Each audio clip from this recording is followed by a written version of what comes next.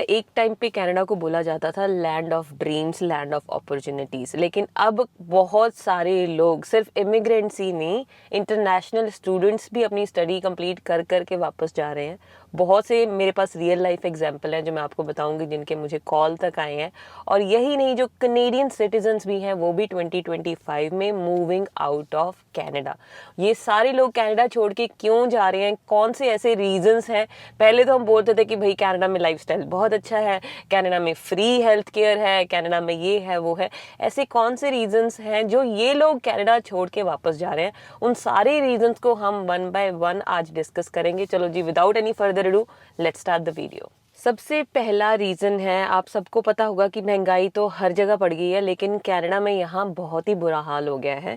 Canada में sky high cost of living है।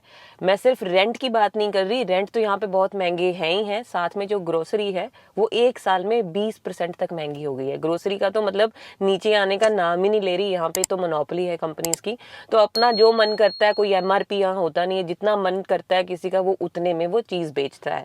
Grocery महंगी और रेंट का ये हाल है कि दो दो लोग भी जो कमा रहे हैं उनके लिए भी मुश्किल हो जा रहा है कि घर का खर्च चलाना, मिल के भी अपना घर लेना तो दूर की बात है, रेंट तक अफोर्ड नहीं कर पा रहा। तो लोग पूरे परेशान हो चुके हैं भाई, क्योंकि यहाँ पे सैलरीज जो है वो बढ़ने का नाम नहीं ले रही। मैं भी बोलूँ कि बहुत अच्छी सैलरीज हैं। अगर आप कंपेयर करें यूएस में, सेम कंपनी सेम प्रोफाइल के लिए ज़्यादा पैसे पे करती है कनाडा से कंपैरेटिवली, और यूएस में सैलरी ज़्यादा है और घर सस्ते हैं। सो ये एक कंपैरिजन हो जाता है। जो जॉब क्लास वाले हैं वो तो प्रेफर करते हैं कि हम किसी और कंट्री में मूव हो जाएं, बैक होम चले जाते हैं, या फिर जिनको यूएस बेटर लगता है वो यूएस चले जाते हैं, जिनको दुबई बेटर लगता है जहाँ पे इनकम टैक्स ही नहीं है वो वहाँ चले जाते हैं। नेक्स्ट हमारा आ गया जॉब क्राइसिस। अब जॉब की यहाँ पे क्या है, इमिग्रेशन रियलिटी चेक जो जिन लोगों ने नहीं किया, फॉर एग्जाम्पल जो यहाँ पे आए हैं, जो हाईली क्वालिफाइड है, जो एक्सपीरियंस्ड भी हैं, उनको भी सर्वाइवल जॉब से स्टार्ट करना पड़ सकता है। यही सिनारियो यहाँ पे, और ये रियलिटी है।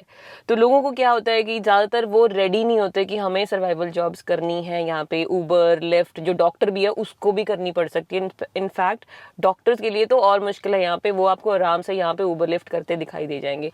सो जो लोग ये जो है सर्वाइवल जॉब्स के लिए रेडी नहीं है, तो उनको लगता है कि नहीं भाई यहाँ पे हमें डायरेक्ट अपनी फील्ड में एंट्री नहीं मिल रही है, and then they move back. अब क्वेश्चन आ गया, जो स्टूडेंट्स यहाँ पे आए हैं उनको भी यहाँ पे जॉब लेने में बहुत दिक्कत आई है। आपने देखा होगा बहुत सी वीडियोस, लाइनों पे लाइनें लगी होती थी, पार्ट टाइम जॉब तक स्टूडेंट्स को नहीं मिल रही थी। और उसके बाद दिक्कत क्या है, जो कोर्स लेके स्टूडेंट आए हैं, ज़्यादातर स्टूडेंट्स, मेरी इतनी बात होती है, मुझे कॉल्स आते हैं स्टूडेंट्स के जो कोर्स लेके आए, दीदी हमें कंसल्टेंट ने ये कोर्स दे दिया था तो हमने ले लिया, बस यही करके कोर्स कर लिया, उस कोर्स में ना कुछ पढ़ाया गया। अब जब कोर्स ही अच्छा नहीं है तो जॉब वैसी नहीं मिलेगी। सब ने ये बिजनेस मैनेजमेंट और ये सब कोर्स किए होते हैं।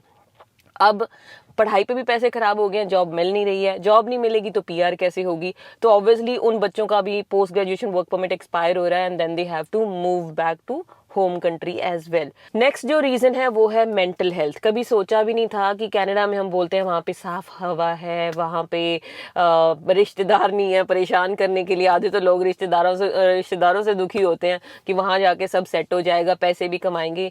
किसी ने कहाँ सोचा था कि यहाँ पे मेंटल हेल्थ है लोगों की, फाइनेंशियल हेल्थ सुधारते सुधारते मेंटल हेल्थ खराब हो जाएगी। ये रियलिटी है आज के टाइम पे। डिप्रेशन इतना कॉमन हो चुका है, स्टूडेंट्स को इतना ज़्यादा यहाँ पे दिक्कत आती है, जिसको जॉब ही नहीं लग रही और पीछे से वो इतना लोन उठा के लेके आया है, यहाँ पे फ्रेंड्स ही नहीं है, तो उस बच्चे के ऊपर क्या बीतती होगी। ऑब्वियसली जो है स्ट्रेस बढ़ता जाता है, और कितने स्टूडेंट्स को यहाँ पे हार्ट अटैक वगैरह आ जाते हैं। हर दूसरे तीसरे दिन कोई न्यूज़ आती है कि स्टूडेंट्स के साथ ये हो गया। डिप्रेशन में चले जाते हैं स्टूडेंट्स। नॉट ओनली स्टूडेंट्स, जो फैमिली भी मूव करती हैं उनके पास भी मेंटल हेल्थ में बहुत इश्यूज आते हैं, क्योंकि एकदम से प्रेशर पड़ जाता है। आप यहाँ पे मूव हुए हो, न्यू किसी को जानते नहीं हो, और वेदर यहाँ पे इतना बुरा हाल है, ठंड पड़ती है जब तो 4-4 बजे अंधेरा हो जाता है, बंदा वैसे ही सैड सैड फील करने लग जाता है। बाहर इतने कोई दोस्त नहीं है, सोशल लाइफ नहीं है यहाँ पे। तो ये जो सारे जो फैक्टर्स हैं ये इम्पैक्ट करते हैं, और ये जो डिप्रेशन की जो चीज़ है ये इतनी ज़्यादा बढ़ती जा रही है, और इस वजह से भी जो लोग हैं वो मूव कर रहे हैं।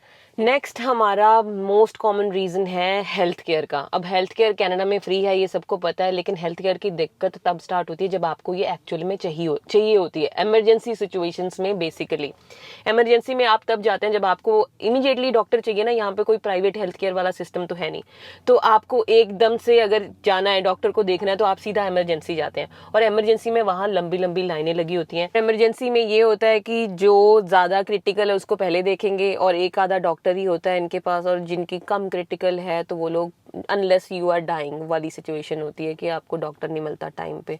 तो कई बार तो मुझे भी इमरजेंसी में जाना पड़ा है, 6-6, 7-7 घंटे बाद डॉक्टर की आपके पास अपॉइंटमेंट मिलती है, मतलब कि आप देखते हैं डॉक्टर को। और सिर्फ यही नहीं, इमरजेंसी नहीं, अगर आपने वैसे भी डॉक्टर के साथ अपॉइंटमेंट बुक करनी है किसी स्पेशलिस्ट के साथ, वो भी इतना टाइम लेती है। फॉर एग्जाम्पल मेरी फ्रेंड है, उसको गायनी को जो है स्पेशलिस्ट को देखना है, वो अल्बर्टा में है। शी टोल्ड मी कि उसने अपनी जो अपॉइंटमेंट है वो लास्ट ईयर अगस्त में बुक की थी, गायनी को दिखाना है, और अभी उसको अप्रैल में उसकी जो है अपॉइंटमेंट मिली है।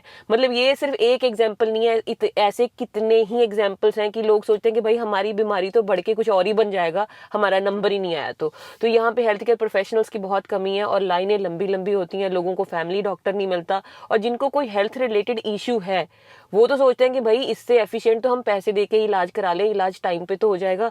तो वो लोग वापस अपनी किसी कंट्री में मूव कर जाते हैं जहां उनको जो हेल्थ प्रॉब्लम्स हैं वहां पे इजीली एक्सेस हो सकता है डॉक्टर्स वगैरह का, और उनको ये ऑप्शन जो फैसिलिटी है वो मिल सकती है। सो ये भी एक बहुत बड़ा रीजन है। ये सारी चीजें तो दिक्कत है ही है, और भी जो दिक्कत बची खुची जो कसर है वो हाउसिंग क्राइसिस ने निकाल दी। अफोर्डेबिलिटी क्राइसिस तो है ही, चलो घर तो महंगे हो ही गए हैं, साथ में अवेलेबिलिटी क्राइसिस भी है, घर अवेलेबल भी नहीं है। बुरा हाल है घरों के प्राइजेस को, मैंने इतना बढ़ते हुए कभी नहीं देखा।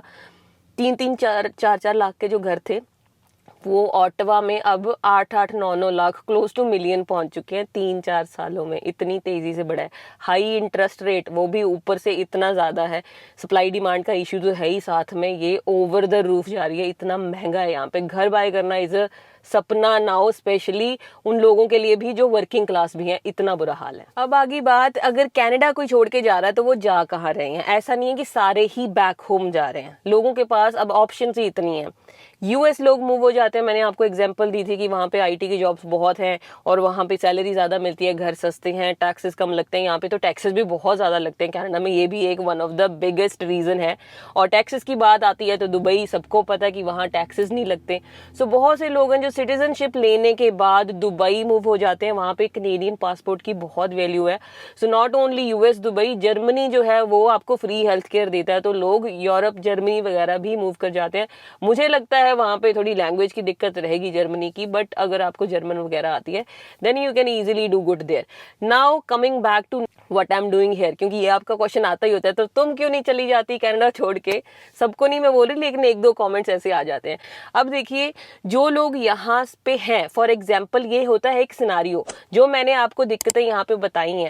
अब कुछ दिक्कतें तो जैसे सोशल लाइफ है ना, वो मेरे पास दिक्कत है, मैं बोलूँगी कि ऐसा नहीं है। बहुत हमें दिवाली पे हम लोग शिफ्ट लगा रहे होते हैं, लेकिन इसका मतलब ये नहीं कि मैं वो चीज़ें देख के कहूँ कि नहीं अब मुझे बैक होम जाना है ना। अब दूसरी चीज़ आ गई जॉब की दिक्कत, ठीक है। मैंने मेहनत की, डिफरेंट जॉब स्विच की, अब मैं ऐसी जगह पहुँच गई हूँ जहाँ पे मेरी सैलरी अच्छी है, इतनी मैंने साइड हसल शुरू की हुई है, मैं अपने चैनल पे शेयर करती रहती हूँ। तो कॉस्ट ऑफ लिविंग जो है वो मेरे लिए टचवुड दिक्कत नहीं है, क्योंकि मैंने इतने जो काम छेड़ रखे हैं, टाइम में अपना लगाती हूँ। अगर लोग रेडी हैं मेहनत करने के लिए तो कॉस्ट ऑफ लिविंग उनके लिए दिक्कत नहीं है, वो घर भी अफोर्ड कर सकते हैं और वो काम कर सकते हैं। अब बैक होम से मैं अगर अपनी लाइफ कंपेयर करूँ, मैं साइनस पेशेंट हूँ, मुझे तो बहुत प्रॉब्लम है, मुझे तो वहाँ रहूँगी तो अस्थमा वस्थमा हो जाएगा, जिस हिसाब से वहाँ पे पोल्यूशन है। तो बैक होम में मेरे पास क्या है? बैक होम में मेरे पास कुछ नहीं है। मैं वहाँ पे अच्छी जॉब करती थी, अच्छी जॉब मुझे यहाँ पे भी मिल गई है, लाइफस्टाइल मुझे यहाँ पे भी मिल गया। That is the reason I am not going, I am staying here. So हर बंदे का जो सिचुएशन होता है वो अलग अलग होता है, ठीक है। जो लोग यहाँ पे अडेप्ट कर लेते हैं चेंज को, नेटवर्क कर लेते हैं, अपने फाइनेंसेस संभाल लेते हैं, वो सेटल हो जाते हैं धीरे धीरे यहाँ पे।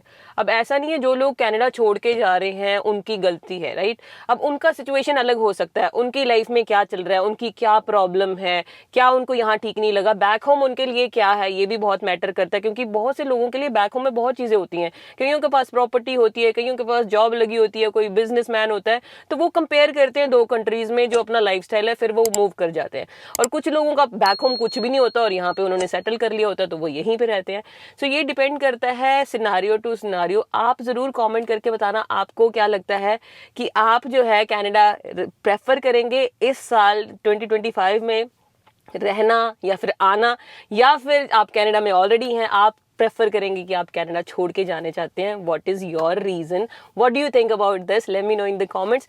आई होप ये वीडियो आपको अच्छी लगी होगी। अगर वीडियो अच्छी लगी है तो प्लीज़ लाइक ज़रूर करना, एक कमेंट करना मत भूलना, इससे मेरे चैनल को बहुत हेल्प होती है। And subscribe if you haven't already.